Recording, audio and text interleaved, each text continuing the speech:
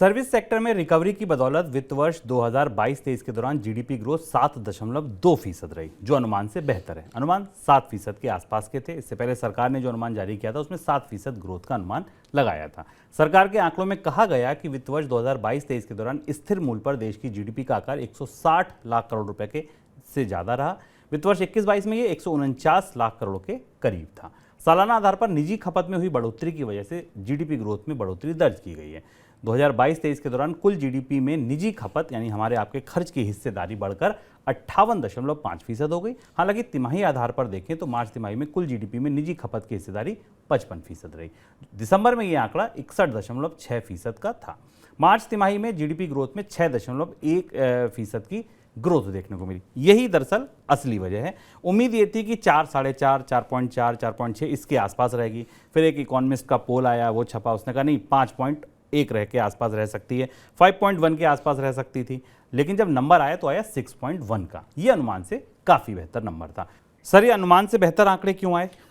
पहली तिमाही का आंकड़ा दिलचस्प है, जिसे हमें देखना ज़रूरी है। पहली तिमाही के आंकड़े में 2-3 फैक्टर ऐसे हैं। एक फैक्टर भारतीय अर्थव्यवस्था में कुछ बेहतरी के संकेत देता है और दूसरा एक तकनीकी संकेत है। तो पहले हम देखें कि तकनीकी तौर पर भारत की आर्थिक विकास दर अचानक इस तिमाही में इतनी तेज क्यों बढ़ गई, जबकि पिछली तिमाही से नहीं थी, और इसने सारे अनुमानों को कैसे ध्वस्त किया। उसके लिए हमें एक्सपोर्ट और इम्पोर्ट के आंकड़ों को करीब से देखना होगा। एक्सपोर्ट की या भारत के आर्थिक विकास दर में जो एक्सपोर्ट की हिस्सेदारी थी, जो गिरावट थी, वो दिसंबर की तिमाही में काफ़ी तेज थी। चार्ट अगर आप सामने देखें क्रिसिल का तो आपको दिखाई देगा कि जो महत्वपूर्ण Q4 में सबसे बड़ा कंट्रीब्यूशन था वो दिखाई दिया हमें एक्सपोर्ट की साइड से। क्योंकि जितना एक्सपोर्ट गिरा था 2023 की पिछली तिमाही में उससे कम गिरावट इस बार आई, और उसका असर हमें जीडीपी बढ़ने के तौर पर दिखाई दिया। इंपोर्ट्स में भी कमी आई, जिसका असर हमें दिखाई दिया। दूसरी महत्वपूर्ण चीज़ थी कि इन्वेस्टमेंट, जो फिक्स्ड इन्वेस्टमेंट था, ये सरप्राइजिंग फैक्टर था, और ये अच्छा फैक्टर भी है कि भारतीय अर्थव्यवस्था की आखिरी तिमाही में निजी निवेश में बढ़ोतरी दिखाई दी, फिक्स्ड इन्वेस्टमेंट में बढ़ोतरी दिखाई दी, जिस वजह से इस तिमाही के जीडीपी में वृद्धि हमें दिखाई देती। तीसरी और इम्पॉर्टेंट चीज़ जो वो कृषि की विकास दर है। कृषि की विकास दर अनुमानों से थोड़ी ज़्यादा बेहतर रही। रबी की फसल के उत्पादन के आंकड़े को भी इसमें शामिल किया गया। तो एक तकनीकी रीजन और 2 वास्तविक रीजन, जिनके आधार पर आपको साल की पहली तिमाही में साल की आखिरी तिमाही में बेहतर आर्थिक विकास दर दिखाई दी है। आगे बढ़ते हैं सर। आंकड़ों के भीतर ऐसा क्या नहीं दिखा जो प्रत्यक्ष रूप से महसूस हो रहा था लेकिन वो आंकड़ों में नहीं दिखा? हाँ, दूसरे अब हम आते हैं उन आंकड़ों को, जिन आंकड़ों को हमें करीब से देखना चाहिए, जो अर्थव्यवस्था की सेहत के बारे में हमें ज़रूरी जानकारी देते हैं। जो सबसे चिंताजनक आंकड़ा इसके अंदर दिखाई देता है वो दिखता है कि भारत में प्राइवेट कंजम्पशन की बढ़ोतरी दर या निजी खपत की वृद्धि दर बराबर कमज़ोर बनी हुई है। और इस तिमाही में भी जो जो आम लोगों की खपत की वृद्धि दर थी वो केवल 2.8% थी। जो वृद्धि दर अगर आप तुलना करें तो जो कोविड से पहले का हिस्सा था, अगर आप चार्ट में देखें, जो कोविड से पहले का हिस्सा था उससे भी कम है। यानी जो 2020 के चौथे क्वार्टर की विकास दर थी प्राइवेट कंजम्पशन की, इस साल 22-23 के चौथे क्वार्टर में प्राइवेट कंजम्पशन की विकास दर उससे भी कम रही। हालांकि अगर आप बाकी को प्री पैंडेमिक लेवल से तुलना करें चार्ट में, तो ज़्यादातर सेक्टर्स अब रिकवर करके अपने ग्रोथ पर आ गए हैं, ये दिखाई दे रहा है। पर प्राइवेट कंजम्पशन की वृद्धि दर के साथ 2 स्पष्ट रूप से भीतर जाकर देखें तो जिस पर हम लगातार शुभम चर्चा करते रहे कि ये शेयर क्लोज बिल्कुल स्ट्रिक्ट के शेप की रिकवरी का संकेत है, जो हमें आखिरी तिमाही में दिखाई देता है। आखिरी तिमाही में जितनी भी डिमांड हमें दिखाई दी आंकड़ों के भीतर जाकर, वो अर्बन एरिया से आई। रूरल एरिया से डिमांड में लगातार गिरावट दिखाई दे रही है अगर आंकड़ों को और भीतर से देखें। और ये उन इंडिकेटर्स को सपोर्ट करते हैं जिन पर हम लगातार चर्चा करते आए कि रूरल एरिया में मांग नहीं है, कंपनियों के पास, FMCG कंपनियों के पास डिमांड नहीं आ रही है, रूरल एरिया में वेजेस नहीं बढ़ रहे हैं। तो जो आखिरी तिमाही कोविड के असर से उबरने के बाद सबसे तेज विकास दर की तिमाही रही, उस आर्थिक तिमाही में भी भारत में खपत वापस लौटती हुई नहीं दिखाई दी। प्राइवेट कंजम्पशन में बढ़ोतरी होती नहीं दिखाई दी, जिसके बहुत सारे फैक्टर हैं। महंगाई जिसका एक फैक्टर है, आय में कमी जिसका फैक्टर है, रोजगार में कमी जिसका एक बड़ा फैक्टर है। इसने एक महत्वपूर्ण संकेत दिया कि अब इसके बाद अगला जो साल आने वाला है वहाँ प्राइवेट कंजम्पशन को बढ़ाने की चुनौती और ज़्यादा बढ़ने वाली है। तो बाकी सारे आंकड़े ठीक ठाक हैं, अपनी गति से चल रहे हैं, क्योंकि हमें दिख रहा है कि इसमें कई जगह बेस इफेक्ट है, कई जगह पिछले साल की ग्रोथ रेट के आधार पर देखें तो उसका असर हमें अलग अलग आंकड़ों पर दिखता है। पर जो सबसे चिंताजनक चीज़ है, खपत नहीं बढ़ रही है, खपत में बढ़ोतरी नहीं हो रही है। सर, अंतिम तिमाही में आमतौर पर सरकार के खर्च में बढ़ोतरी देखी जा रही है। अगर इन आंकड़ों को देखकर समझने की कोशिश करें तो सरकार के खर्च की स्थिति क्या बताती है? सर हाँ, ये बड़ा सरप्राइजिंग है। अंतिम तिमाही में सरकार का खर्च बढ़ता है, लेकिन इस तिमाही में सरकार का खर्च बढ़ता नहीं दिखाई दिया। और पूरे साल का आंकड़ा जब हम देखते हैं, जो पूरे साल के आंकड़े को हमने जब करीब से देखा, हम चार्ट खोलकर देखते हैं, तो दरअसल पूरे साल में 2022-23 के दौरान सरकार के खर्च में कमी आई है। अगर आप सालाना आधार पर देखें तो केवल 0.1% की बढ़ोतरी दिखाई देती, और ये बढ़ोतरी इस बात को बताती है कि पिछले साल सरकार ने एक साल पहले जो इतना खर्च किया था उसकी तुलना में सरकार ने कोई बड़ा एक्सपेंडिचर नहीं किया सालाना आधार पर, और उसका असर हमें दिखाई दिया इस जीडीपी के एक्सपेंडिचर कंपोनेंट में। लेकिन उसे सपोर्ट किया प्राइवेट इन्वेस्टमेंट ने, जो कि लास्ट क्वार्टर में आया है। तो सरकार का खर्च बहुत ज़्यादा नहीं बढ़ा इस पूरे साल में, आखिरी तिमाही में भी नहीं बढ़ा। और इसलिए अगर आप पूरे सालाना आधार पर आकलन देखें तो भारत की आर्थिक विकास दर 7.2% रही, जो 9.1% थी उससे पिछले साल में, और उसमें एक बड़ा कंपोनेंट था सरकार का खर्च। सरकार के खर्च के कारण तो सरकार के बजट के दबाव, उसके कांस्टेंट और सरकार के खर्च में कमी का असर हमें दिखाई दिया है इस साल की आर्थिक विकास दर पे।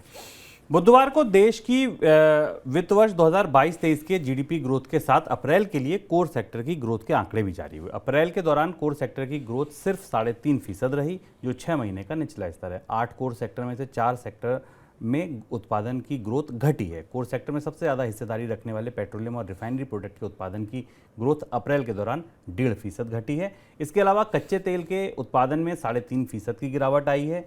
नेचुरल गैस का उत्पादन 2.8% गिरा है, और बिजली उत्पादन में 1.4% की गिरावट दर्ज की गई। हालांकि सीमेंट, स्टील, कोयला और फर्टिलाइजर उत्पादन में बढ़ोतरी दर्ज की गई है इन सेक्टर्स में। सर, अप्रैल की शुरुआत हम इस नंबर के साथ कर रहे हैं, अब क्या उम्मीद करें अगले साल की जीडीपी को लेकर? अब यहाँ से, अब चूंकि तो पिछले साल का आंकड़ा था, चूंकि अर्थव्यवस्था में पिछले साल के आंकड़े बहुत महत्वपूर्ण होते हैं जानने के लिए, और अभी बीती हुई तिमाही का आंकड़ा है, क्योंकि इसी बेस पर अगली तिमाही का, अगले साल का लक्ष्य शुरू होगा। तो यहाँ कुछ महत्वपूर्ण, क्योंकि अब हम आने वाले समय की बात कर रहे हैं, जा रहे हैं, यहाँ के कुछ महत्वपूर्ण ट्रेंड समझना जरूरी है इन आंकड़ों के हिसाब से।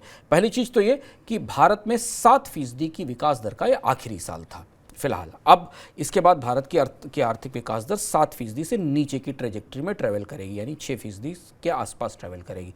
तेज विकास दर कोविड की मंदी से बाद उसका उभरने के बाद उसका पेंटअप डिमांड आना, वो सारी प्रक्रिया जो पिछले 2 साल में चली थी उसका ये आखिरी तिमाही थी, और ये साल अब खत्म हो गया। अब आप ऐसा माने कि भारतीय अर्थव्यवस्था कोविड के दौरान एक गहरे कुएं में, एक गड्ढे में गिर गई थी, वहाँ से उसने धीमे धीमे चढ़कर ऊपर आने की कोशिश की, और उस ऊपर आने की कोशिश की तो उसमें बेस इफेक्ट का असर हमें दिखाई दिया। ऊपर आकर अब वो समतल मैदान पर आकर खड़ी हो गई है, यानी कि जब 31 मार्च 2022-23 का साल खत्म हुआ तब तक वो सारे असर खत्म हो गए। अब यहाँ से अगले सफ़र के लिए तैयारी शुरू होगी, और यहाँ से जो संभावनाएं हैं, जो कि आज सरकार के आर्थिक सलाहकार की तरफ से भी बात कही गई, जो आंकड़े हम पढ़ रहे हैं, जो हमें दिखाई दे रहा है कि अगले साल की भारत की विकास दर, यानी उस साल की जिस साल में हम हैं इस समय, 23-24 की आर्थिक विकास दर बहुत कुछ इस बात पर निर्भर करेगी कि भारत अब इस रिकवरी की प्रक्रिया को, जो पेंटअप डिमांड के साथ आई थी, बाकी चीज़ें आई थी, उसे कितनी ताकत से, कितनी मजबूती के साथ आगे ले जा सकता है। जो मौजूदा परिस्थिति है उसमें जो आकलन हमको मिल रहे हैं, क्रिसिल का भी आकलन आया है, उस हिसाब से भारत की आर्थिक विकास दर 2023-24 में 6% तक ही रह सकती है, 6 से 6.5% के आसपास रह सकती है। सरकार का मानना है कि 6.5% की ग्रोथ रेट इवनली बैलेंस्ड है, यानी दोनों तरफ है, या तो ये 6.5% रहेगी या इससे नीचे भी जा सकती है। 3 बड़े फैक्टर्स हैं भारत की आर्थिक विकास दर को में इस साल के लिए जिनका असर पड़ेगा। एक, सरकार के पास फिस्कल स्पेस खत्म हो चुका है, आपने देखा पिछले साल खर्च नहीं हुआ। दूसरी चीज़, ब्याज दरों में बढ़ोतरी हुई, इसलिए पूंजी की लागत बढ़ रही है। तीसरी चीज़ ये कि महंगाई के बार बार आने वाले दौर अभी बने रहेंगे। और चौथा है कि अंतर्राष्ट्रीय ट्रेड में, अंतर्राष्ट्रीय व्यापार में अभी डिमांड नहीं है। ये 4 बड़े फैक्टर हैं जो फैक्टर अगले साल भारत की आर्थिक विकास दर को, यानी इस वित्त वर्ष में आर्थिक विकास दर को प्रभावित करेंगे। तो 7% की आर्थिक विकास दर का दौर यहाँ से चक्र पूरा होता है। लंबे समय के बाद भारतीय अर्थव्यवस्था 7 से नीचे की ट्रेजेक्ट्री में, 7% से बिलो 7% की ग्रोथ रेट के दायरे में रहेगी। और यहाँ से अब बहुत मेहनत के साथ सरकारों को, निवेशकों को बहुत मेहनत के साथ इस विकास दर को उठाकर कम से कम 7% की मंजिल तक तो लाना ही होगा। हालांकि 7% की विकास दर से भी भारत की ज़रूरतों के हिसाब से वो कतई पर्याप्त तो नहीं है। 8 से 9% की मिनिमम विकास दर भारत को चाहिए। तो ये अगले साल का आउटलुक है, यह मौजूदा वित्त वर्ष का आउटलुक है जो इन आंकड़ों के साथ हमें मिल रहा है। वित्त वर्ष 2022-23 के दौरान महंगाई की वजह से सरकार की कमाई में हुई बढ़ोतरी ने सरकार के वित्तीय घाटे को कम करने में मदद की है। 22-23 के दौरान वित्तीय घाटा जीडीपी का 6.4% बचा है, जो 21-22 के दौरान जीडीपी का 6.7% था। कुल मिलाकर सरकार को वित्त वर्ष 2022-23 के दौरान 17,33,000 करोड़ रुपए का वित्तीय घाटा हुआ है, जो सरकार के अनुमान से करीब 22,000 करोड़ रुपए कम है। संशोधित बजट अनुमान में सरकार ने 17,55,000 करोड़ रुपए के वित्तीय घाटे की संभावना जताई थी। वित्तीय घाटे में सर किस चीज़ ने असर किया? शुभम, पिछले साल के वित्तीय घाटे में दो महत्वपूर्ण चीज़ें हमें दिखाई दी।